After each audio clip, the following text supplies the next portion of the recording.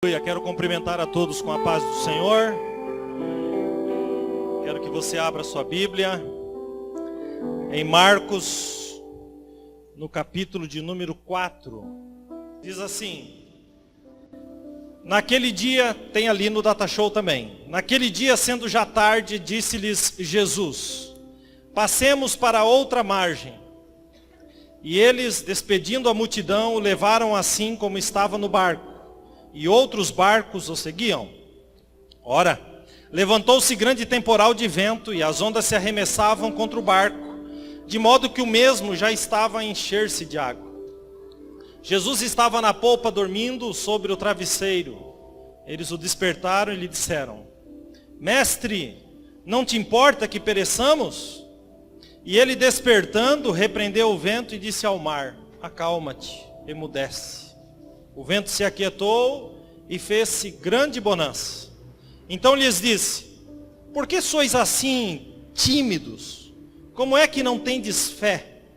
Eles, possuídos de grande temor, diziam uns aos outros: quem é este que até o vento e o mar lhe obedecem? Pode tomar seu assento.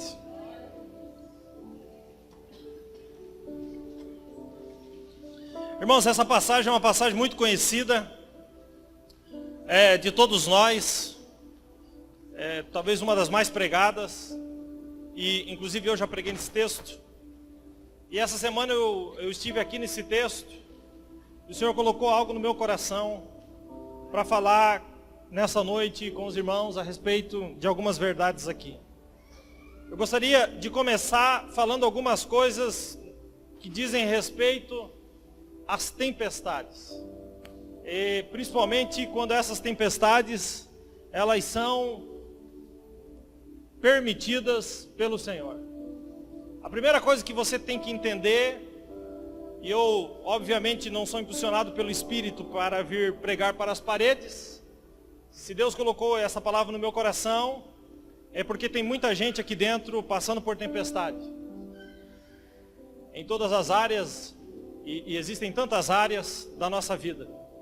Mas uma coisa a gente precisa, para fazer a base dessa ministração, entender. A primeira coisa que a gente precisa entender com relação à tempestade, e preste bem atenção nisso, é que elas existem e elas são inevitáveis. Elas existem e elas são inevitáveis. Por quê?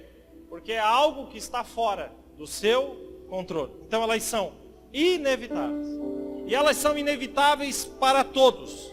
Elas são inevitáveis para o rico, mas também para o pobre. Elas são inevitáveis para o doutor ou para o analfabeto. Elas são inevitáveis para os jovens, mas elas também são inevitáveis para os velhos. De modo que a gente tem que compreender, já para a gente iniciar, é que a vida não é indolor. Nós não estamos dentro de uma redoma, uma caixa, de uma caixa de vidro.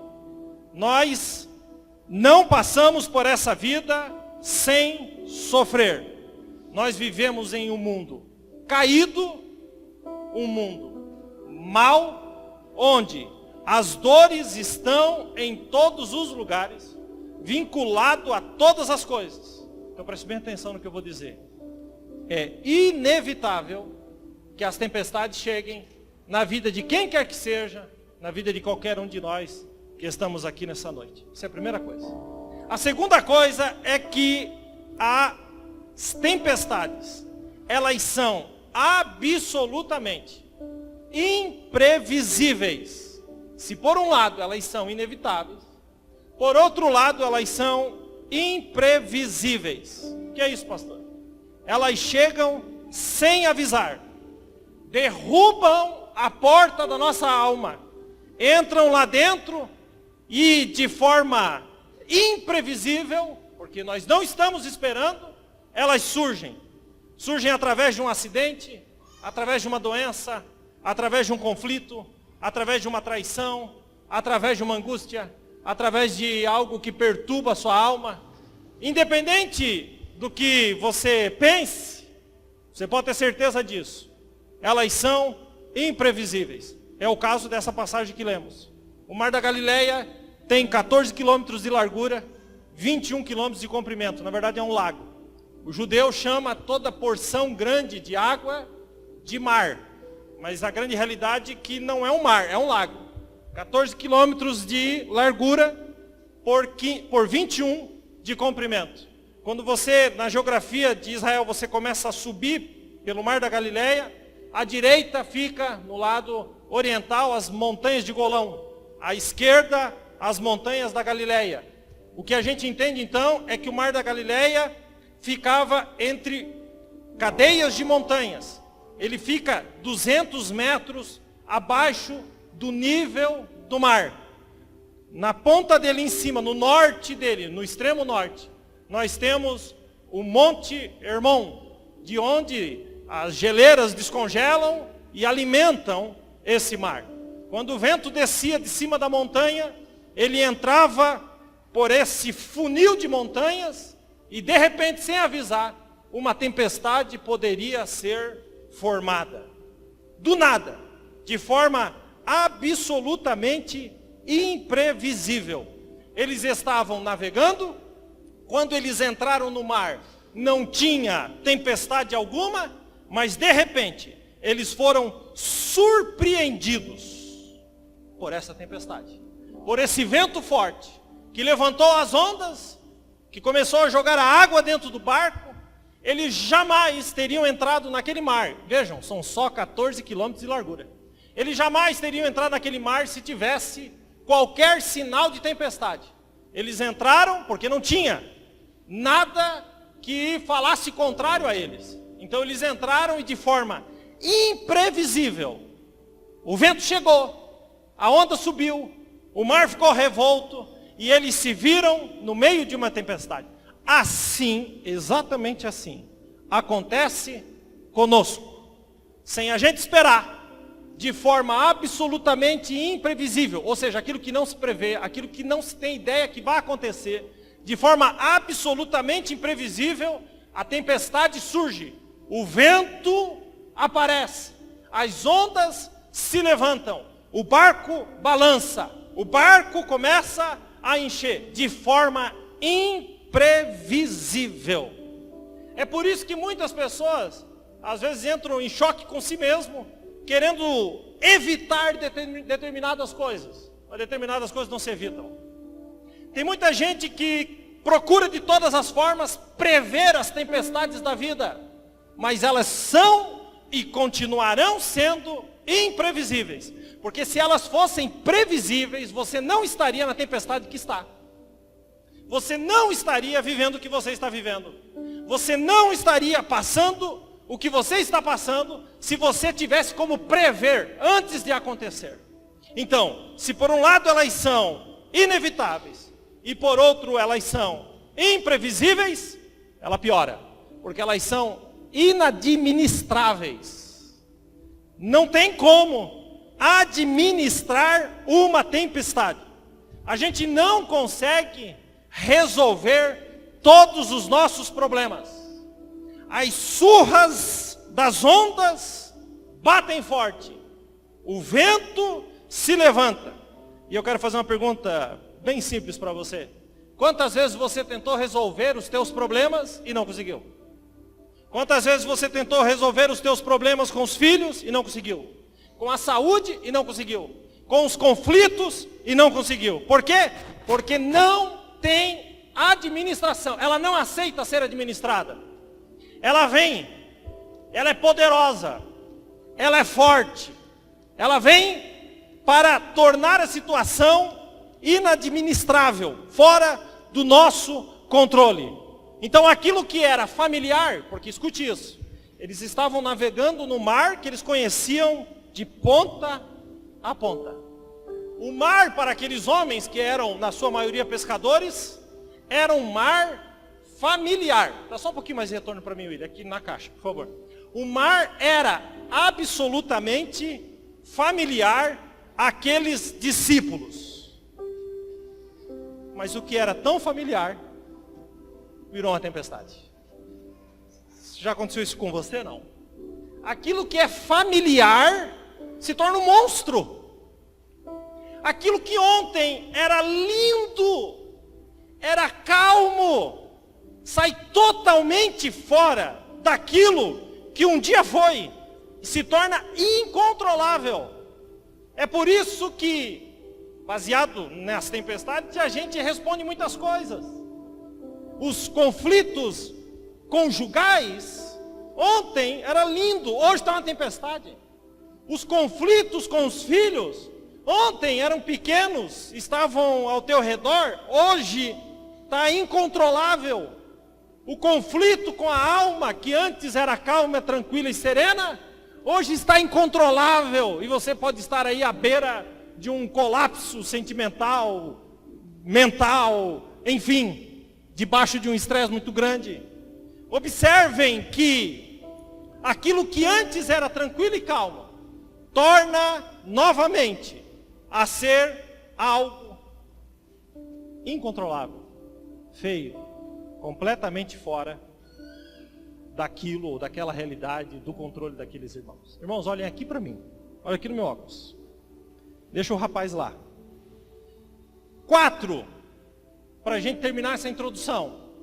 Se as tempestades são inevitáveis, imprevisíveis, inadministráveis, elas são pedagógicas, ou seja, elas vêm para nos ensinar. Toda tempestade, talvez até agora você tenha pensado assim, meu Deus, então a minha situação está difícil, porque eu estou vivendo exatamente isso. Toda tempestade, para quem serve a Deus, ela é pedagógica, ela vem para ensinar, e ela atinge a sua vida para um propósito maior. As tempestades não vêm para destruir, as tempestades, ela vem para te fortalecer espiritualmente. Não vou perguntar aqui quem está passando por uma tempestade, mas eu quero dizer para você que sabe que essa palavra é para ti. Toda tempestade vem para um propósito maior. O mais maravilhoso é que tudo está debaixo do controle do Senhor. Quando eu olho para esse texto, irmãos, eu percebo nesse texto que esse texto ele foi escrito em torno de 3 perguntas. A primeira pergunta é a pergunta dos discípulos para Jesus: não te importa que pereçamos? A segunda pergunta é de Jesus para os discípulos: por que tem tanto medo? Por que vocês não têm fé? A terceira pergunta é entre os discípulos. E a pergunta é: quem é este? E até o mar e o vento lhe obedecem. Se o texto é envolvido por 3 perguntas, eu quero trabalhar nessa noite um pouquinho com vocês exatamente essas 3 perguntas. E a primeira pergunta é dos discípulos para Jesus: não te importa que pereçamos? Irmãos, que pergunta. Que pergunta. Ainda que alguém na sua mais profunda hipocrisia levantasse a mão nessa noite dizendo: eu jamais fiz uma pergunta dessa para Deus, eu não vou acreditar. Todos nós já vivemos algum momento da vida em que tudo que tínhamos na mente era dizer para o Senhor: tu não te importa? Tu não está vendo? Será que tu não enxerga que eu estou perecendo? O negócio foi agravando. Eles tentavam resolver e não conseguiam. Você já viveu uma tempestade assim? Que você quer resolver, mas não consegue. E no desespero, na tentativa humana de resolver aquilo que não se resolve, porque só quem resolve é Deus, o desespero toma conta. E aí eles olham no meio do barco e Jesus está ali. Então, num misto de revolta cristã com egoísmo gospel, eles viram e acordam Jesus e dizem: qual é a tua? esse travesseirinho que você está usando aí me irrita. Tu não está percebendo que nós estamos perecendo? Olha que coisa grande. Perecendo. Mas crente que é crente não intima Jesus assim. Por isso que eles colocaram um mestre na frente. Mestre, não te importa que pereçamos? É mais ou menos o que os crentes fazem. Fala, Senhor Jesus, Deus excelso e maravilhoso. Ou é tua? Não está se dando conta que o negócio aqui está feio? A gente gosta de maquiar o desespero da alma humana. Não te das contas que perecemos? Diga se não é nós mesmos dentro daquele barco. Tu não está vendo o nosso choro? Tu não vê a minha angústia? Tu não vê a minha tristeza? E aí a gente se agarra aos argumentos fictícios que inventamos. E com certeza a gente até lembra de Jonas e diz, Jonas, a tempestade foi atrás dele porque ele era um pecador, era um sem vergonha, ele merecia mesmo, ele estava fugindo. Mas eu estou aqui nessa porque foi tu que mandou. Se eu estou fazendo a tua vontade, por que é que tudo isso está acontecendo? Se de fato tu está aqui comigo dentro do barco, não percebe as minhas lágrimas rolar? Não enxerga a angústia da minha alma?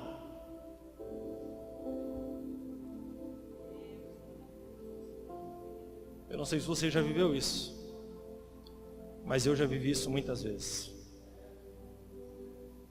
Senhor, se eu estou na tua vontade, no mínimo uma viagem tranquila. Por que essa tempestade? Se foi tu que mandou eu vir aqui e atravessar, por que a dor? Por que o cansaço? Por que a tristeza? Jesus nunca disse que você não passaria pelas tempestades, mas Ele nos garantiu que estaria conosco. Jesus fez uma promessa para Paulo e disse, Paulo, eu vou te levar de Jerusalém para Roma. Eu quero te usar poderosamente. E Paulo disse, glória a Deus. Sabe o que aconteceu, gente?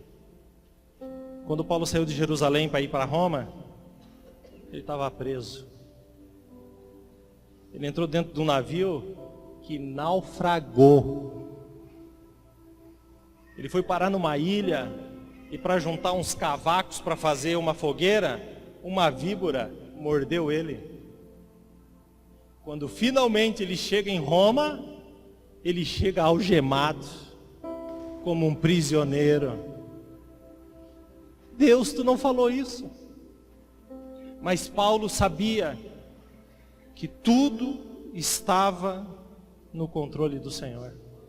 E de Roma, escrevendo à igreja de Filipos, ele escreveu em Filipenses capítulo 1, versículo 12, ele diz assim, eu quero, irmãos, que vocês saibam que as coisas que têm me acontecido contribuíram para o maior proveito do evangelho do meu Senhor. Não importa o que esteja acontecendo, se Jesus está no barco, é porque tem um propósito muito maior. Estou dentro do barco, Jesus está dormindo. Eu não sei qual é o pior, se é a tempestade ou se é Jesus dormindo. Você já se sentiu assim? O que é pior? A luta ou o silêncio de Deus? Quando Deus cerra o céu em absoluto silêncio, e tudo que você quer é uma palavra de Deus, e Deus fica em silêncio. O que é pior? A guerra, a luta, as ondas, a tempestade ou o silêncio? O que foi pior para Marta? A morte de Lázaro? Terrível. Mas pior para Marta foi Jesus não ter chegado. O que mais angustiava Marta era isso. Talvez uma das coisas que mais nos angustia é exatamente isso. Na hora que eu mais preciso, eu só ouço o barulho das ondas. Não consigo ouvir o silêncio de Deus. Não consigo. E aí de dentro da alma, do mais profundo da alma, sai um sonoro: não te importas? Tu não te importa, Senhor? Tu não te importa que eu esteja perecendo? Você já viveu isso? Você está vivendo isso? Não te importa? Tu não vê? Tu não enxerga? Talvez a dor, talvez a angústia tenha assolado a tua casa. Talvez cada um dos que estão aqui se escondam atrás de um sorriso amarelo.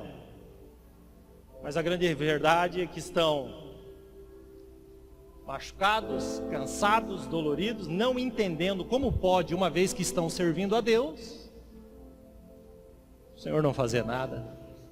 Não te importa, Senhor? Quem de nós, irmãos, não te importas? O Senhor então acorda. E eu acho tremendo, porque ele acorda e antes dele falar com os discípulos, ele fala que aquilo que era maior do que os discípulos, mas não maior do que ele. Então ele diz: aquieta-te, mar. Acalma-te. E a Bíblia diz, numa das frases mais lindas e que mais transmitem paz da Bíblia Sagrada: então houve bonança no mar. Essa tempestade é diferente da tempestade de Mateus 14. Porque na tempestade de Mateus 14, eles estão dentro do barco e Jesus vem andando para o lado de fora do barco sobre as águas. Quem já ouviu essa passagem, já leu essa passagem, diga amém. Nessa, Jesus está dentro do barco. Por quê? Porque Jesus está querendo te dizer que Ele cuida do que está fora, mas Ele também cuida do que está dentro. Ele está querendo te dizer que Ele cuida das circunstâncias, mas Ele também cuida do teu pobre coração. Ele cuida dos problemas, mas Ele também cuida dos teus sentimentos. Porque Jesus é Jesus. E Ele está aqui nessa noite. E como eu estou sentindo a presença do Senhor. Ele sabe o problema. Ele conhece todas as coisas. Então, depois de acalmar a situação, Ele vai virar para os discípulos e vai questioná-los a respeito da atitude que tiveram durante a tempestade. Então Ele vai dizer: por que vocês têm tanto medo? Por que vocês não têm fé? Observem, porque no lugar do medo não tem fé? E eu fiz essa pergunta para mim mesmo e se eu estivesse lá eu diria para Jesus: e por que fé e não medo? O barco está quase rachando no meio, nós estamos prestes a morrer. Tu está dizendo, por que medo e não fé? Eu te respondo, por que fé e não medo? A gente tem que ser sincero. E eu tenho uma coisa para dizer para vocês. Por que a gente tem que ter fé e não medo? Eu vou responder isso para você se você não sabe. Por causa de algumas coisas. A primeira delas: você não precisa ter medo, porque tem uma promessa. Jesus disse no começo do texto: vamos passar para outra margem. Acabou. Ele te prometeu que passaria para outra margem. Então existe uma promessa sobre a sua vida. Eu não sei se Jesus é confiável para você. Eu não sei se você acha que Jesus cumpre as promessas. Eu não sei se vocês acham que Jesus de repente é um mentiroso. Mas eu não acredito em nada disso. Quando Jesus cumpre, Jesus promete. Jesus não é filho do homem para que minta. Jesus não se arrepende daquilo que fala. Você tem um destino e não é o fundo do mar, porque Ele te prometeu. Ele te prometeu. Quem nos dirige Quem nos governa não é Brasília. Se fosse Brasília, a gente ia estar congregando lá embaixo no porão, quem sabe no barracão. Mas quem nos governa, quem nos dirige, é aquele que está sentado na sala do governo do universo. A minha vida não está na mão de político. A minha vida não está na mão de patrão. A minha vida não está na mão de ninguém. A minha vida está na mão do Deus Todo-Poderoso, que fez os céus, que fez a terra e que pode todas as coisas. Nós estamos caminhando e não é para o fundo do mar. Quem pode dar glória a Deus por isso? Por que, pastor, que eu não preciso ter medo? Porque tem uma promessa. Por que, pastor, que eu não preciso ter medo? Porque tem a presença. Ele está no barco. Ele está aqui. Mas ele também está aí. Ele não só está aí, como ele está dentro de você. A presença dele nos garante a vitória. Por quê? Porque é a presença dele. Não é uma presença qualquer. No barco estava a presença daquele que fez o vento. No barco estava a presença daquele que fez o mar. Daquele que fez a terra. Daquele que fez o mundo. Daquele que fez o universo. Daquele que fez você. Era uma presença ilustre. Aprenda uma coisa. A criatura, ou seja, aquilo que foi criado, mar, vento, aquilo que foi criado, não é maior do que o Criador. Todas as estrelas se apresentam diante desse Deus. Uma a uma ele chama pelo nome. Ok, te chamei pelo nome, vai você. Porque ele tem o domínio de todas as coisas. Então quem está no teu barco é aquele que fez todas as coisas. A presença dele no barco muda completamente a circunstância que você está vivendo. A presença dele. Salmo 23, 4. Ainda que eu ande no vale da sombra da morte, não temerei mal algum. Por quê? Porque eu sou forte? Não. Porque o diabo é fraco? Não. Porque tu está comigo. Se ele está contigo, o que mais a gente precisa, meus irmãos? O que mais a gente precisa? Salmo 121, 5 diz assim: o Senhor é a tua sombra, a tua direita. Está vendo a minha sombra aqui? Bom, você não está vendo, mas eu estou vendo a minha sombra no chão. Eu vou andar, eu vou dizer para ela, fica aí. Não, sombra, fica ali.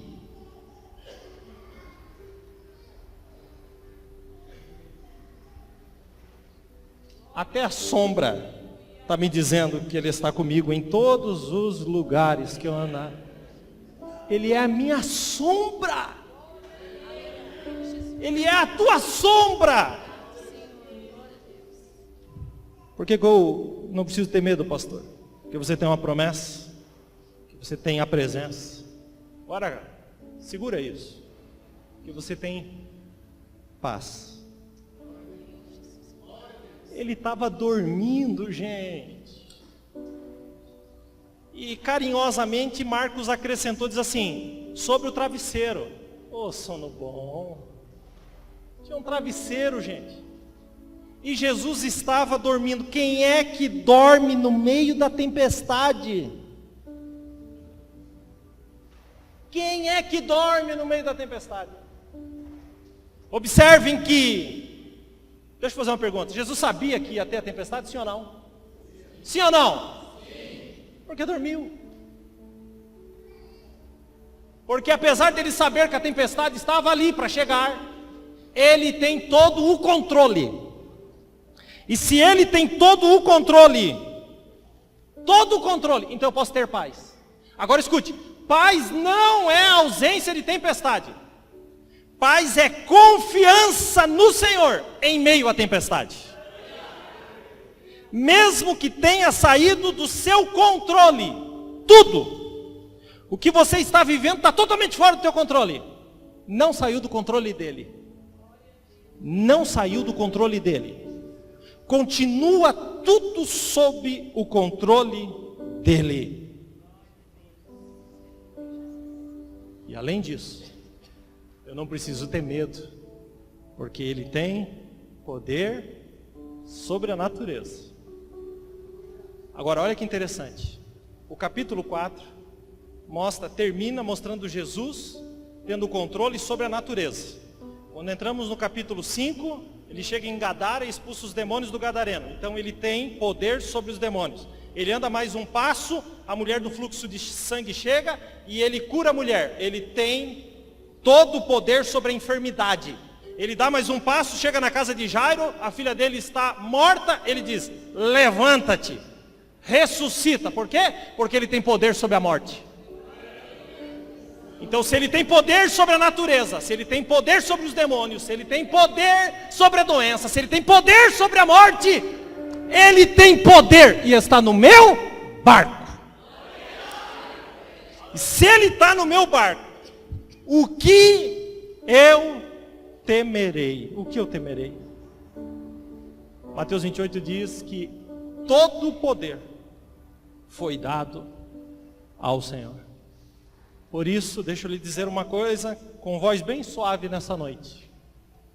Não tenha medo. Tenha fé.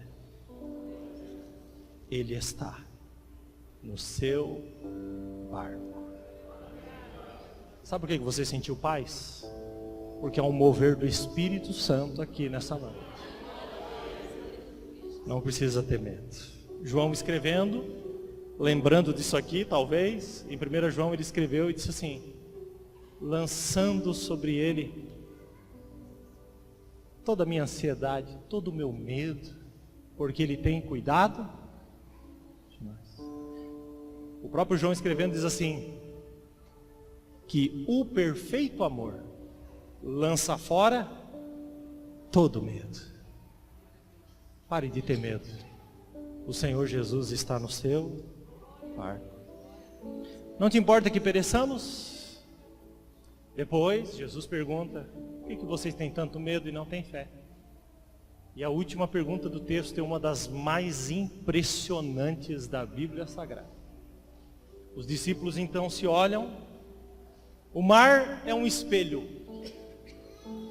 O balanço do barco firmou. Eles se olham admirados, porque na verdade eles não conheciam de verdade quem estava no barco, que era a própria verdade. Eles olharam então e disseram, a gente não conhecia. Será que você conhece Jesus mesmo? Você sabe do que Jesus é capaz? A gente não conhecia, quem é este? Que até o vento e o mar lhe obedecem. Quem é este? Quem é este? Eles não tinham essa resposta. Mas hoje eu tenho. Porque eles não tinham a obra completa, a palavra de Deus nas mãos, para responder isso. Mas hoje eu tenho. Então hoje eu posso responder aqui nessa noite, pelo menos um vislumbre de quem é este. Quem é Jesus para você? Se te perguntarem hoje, quem é Jesus para ti? Talvez você de imediato diga, ele é aquele, com aquelas respostas bem genéricas. Ele é o que me abençoa. Jesus é muito mais do que isso. Ele é o que me salvou. Glória a Deus por isso, mas é muito mais do que isso. Ele é aquele que me batizou. Glória a Deus por isso, mas ele é muito mais do que isso. Quando a gente olha para a Bíblia Sagrada, a gente pode trazer algumas respostas para essa pergunta. E a gente pode começar antes mesmo do mundo ser criado. Quem é este? Este é aquele que reuniu o conselho eterno, a Trindade, e decidiu, antes de criar o mundo, decidiu num conselho eterno, dentro da Trindade, Pai, Filho e Espírito Santo, amar você. Esse é Jesus. Antes que o mundo existisse, Ele já existia. E antes que o mundo que você habita existisse, Ele já amava você. Porque Ele decidiu. Quem é Jesus? É aquele que nos amou antes. Quem é Jesus? É aquele que antes que você nascesse, já havia escrito um plano eterno de salvação para fazer de você parte da família de Deus e colocar sobre a tua vida o selo do Espírito Santo. Quem é esse, pastor? Ele é o Criador do universo. Posso falar mais? Quem é esse, pastor? É a semente da mulher. Quem é esse, pastor? É aquele que pisou a cabeça da serpente na cruz do Calvário. Quem é esse, pastor? É aquele que falou aos patriarcas Abraão, Isaac e Jacó. Quem é esse, pastor? É aquele que profetizou na boca dos profetas. Quem é esse, pastor? É o cântico na boca dos poetas. Quem é esse, pastor? Ele é o cordeiro do sacrifício. Quem é esse? Ele é a própria arca da aliança. Quem é esse? Ele é o sumo sacerdote, segundo a ordem de Melquisedeque. Quem é esse, pastor? O Rei dos Reis, o Senhor dos Senhores. Quem é este? Ele é o Cordeiro da Páscoa. Quem é esse? Ele é o Redentor que aparecerá na terra. Jó disse isso.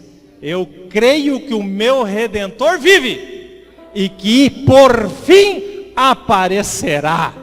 Eu estou esperando. Eu estou esperando. Quem é esse, pastor?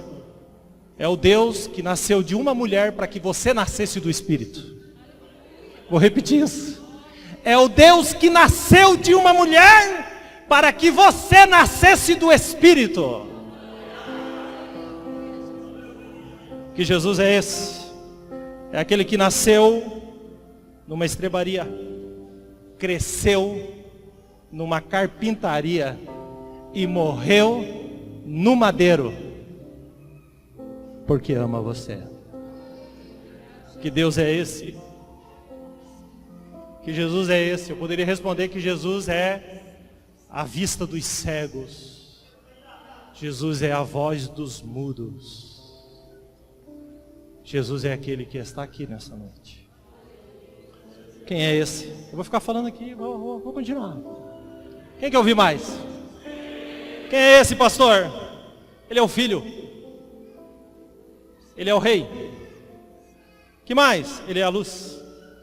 Ele é o caminho. Ele é a verdade. Ele é a vida. Quem é esse, pastor? Ele é o amigo. Ele é a ressurreição. Quem é esse? Ele é a videira verdadeira. Ele é o refúgio. Quem é esse? Ele é a rocha. Ele é o cabeça. Quem é este? Ele é o Salvador. Quem é este? Ele é o edificador. Quem é esse que tem tantas coisas? É aquele que se esvaziou de todas as coisas para morrer por você. Ele se esvaziou de todas as coisas. De tudo isso que eu li, ele se esvaziou. Por quê? Meu Deus, que currículo é esse? E agora você vem me dizer que ele se esvaziou. Se esvaziou porque se ele não se esvaziasse, você não ficaria cheio. Porque você era o vazio e ele o cheio. Então ele te amou tanto que ele diz, eu me esvazio para encher eles. Aí você vem num culto como esse e está tão vazio que não consegue dar glória a Deus. Foi para isso que Jesus morreu? Para que você andasse como um sino que tine, como uma lata vazia? Não, gente. Ele se esvaziou para que você fosse cheio. Dá para começar sendo cheio da presença de Deus. Você está sentindo a presença do Senhor aqui nessa noite?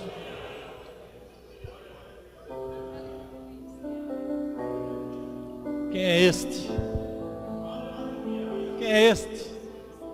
Ele é o que soou gotas de sangue Porque o seu pecado, o meu pecado estava sobre ele.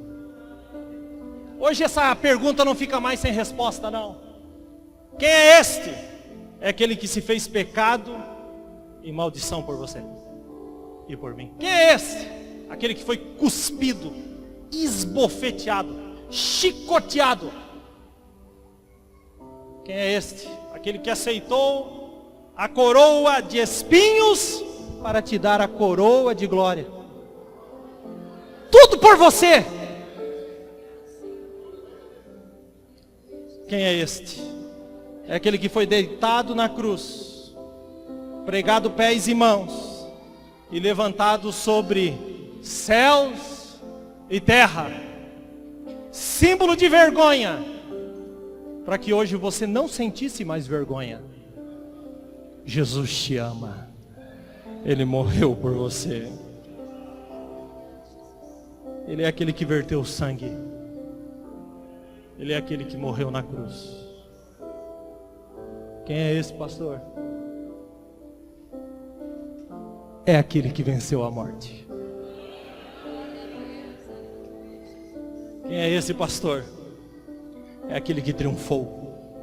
É aquele que ressuscitou.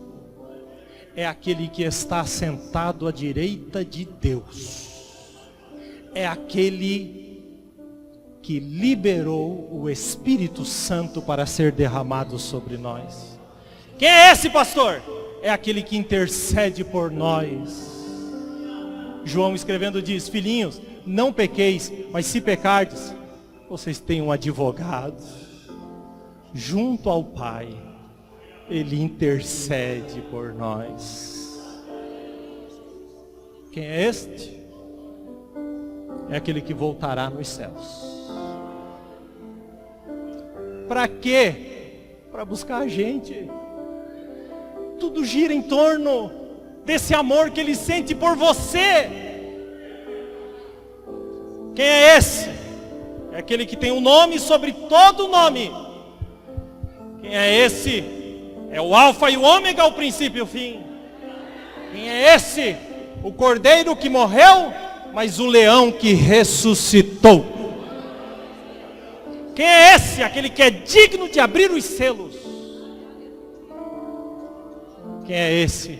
É aquele que foi nos preparar lugar, porque nos ama, nos ama, nos ama e nos ama. Quem é esse? Ele é o Alfa e o Ômega. Ele é o princípio, Ele é o fim. Para terminar, quem é Ele? Ele é, Ele era e Ele há de vir. E Ele está aqui conosco nessa noite. É isso que Ele é, pastor? Só quero te lembrar de mais uma pequena coisinha. O quê? O que que Ele é? Ele é aquele que está dentro do teu barquinho. Ah, se você entendesse o que eu estou pregando aqui nessa noite. Esse Jesus está aí dentro do teu barquinho, cuidando das tuas emoções, das tuas angústias, cuidando do teu sofrimento. Quem é este? É aquele que tem a tempestade sob controle. Deixa eu falar um negócio para você. As tempestades na sua vida não são porque Jesus é mau. Não, não, não. A tempestade é para que você veja do que Ele é capaz. As tempestades vêm para que a gente tenha uma profunda experiência com Deus. Mas Ele continua no barquinho. E nessa noite eu quero fazer uma oração, mas eu quero terminar a mensagem com o Salmo de número 42. Quando o salmista se deu conta de quem ele era, o salmista vai perguntar para a sua própria alma. Olha a pergunta que o salmista vai fazer. Ele diz assim, 42:11. Por que estás abatido, ó minha alma? Por que te perturbas tanto dentro de mim. Você veja, ele está falando com a própria alma. Ele diz, olha o que ele diz para a alma dele. Ele diz, espera em Deus, pois ainda o louvarei. Ele é a salvação da minha face. Ele é o meu. Por que você está tão abatido? Por que as tempestades fizeram isso com você? Por que você anda assim? Pastor, as coisas até tão legais, mas o Jesus de fora é o de dentro. Hoje ele está tratando com a gente aqui. Por que você anda tão abatido? Por quê? Eu gostaria muito de fazer uma oração por você nessa noite. Gostaria que você ficasse de pé.